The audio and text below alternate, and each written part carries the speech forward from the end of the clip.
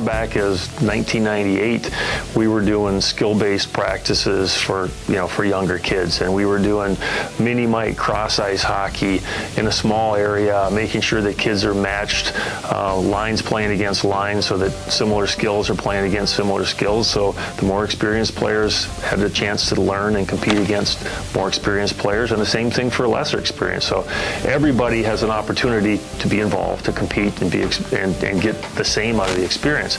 Now we're just taking it to the mite level. We'll be operating through skill station-based practices that will provide a lot of repetition for the kids to go through each skill, whether it's skating, puck handling, passing, and allow them to do each skill several times and learn through repetition, type of things that you can't do in the course of a game. So we'll be able to put them in those situations through the varying skill stations that we do to make sure that they're getting lots of touches on the puck, lots of repetitions with all of their skating skills, and overall it's going to help them be better hockey players. Learning the skills necessary to play the game, and those are physical skills: skating, passing, shooting, stick handling, how to use your body effectively, and also the mental side of the game. What's it take? The thought process, being one step ahead of the game, knowing what to do without the puck, knowing where the puck's going to go, reading the play. Those things are all important.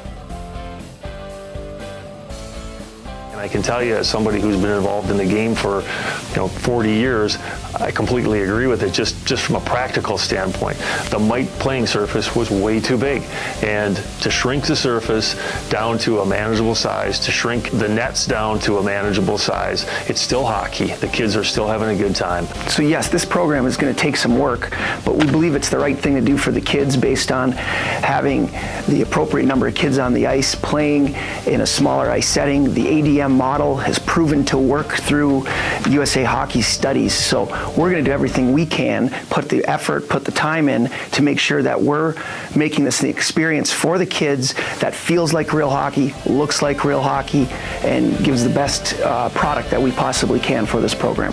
Competition is you're learning how to play as part of a team, learning how to play with teammates, against another team, competing. What do you need to do to be involved in the competition and to win games? It's fun. Competing is fun. And even though they're 7- and 8-year-old kids, it's competition. It's a game. You're trying to win. Inspiration. We want to inspire players to love the game, to continue to play the game. And no matter what you do in the game, if you don't love playing it, you're not going to play it very long. So we want to provide that. It's graduation. We want these kids to come through the Mite program and be ready to play hockey at the next level, at Squirt, by the time they're finished with it.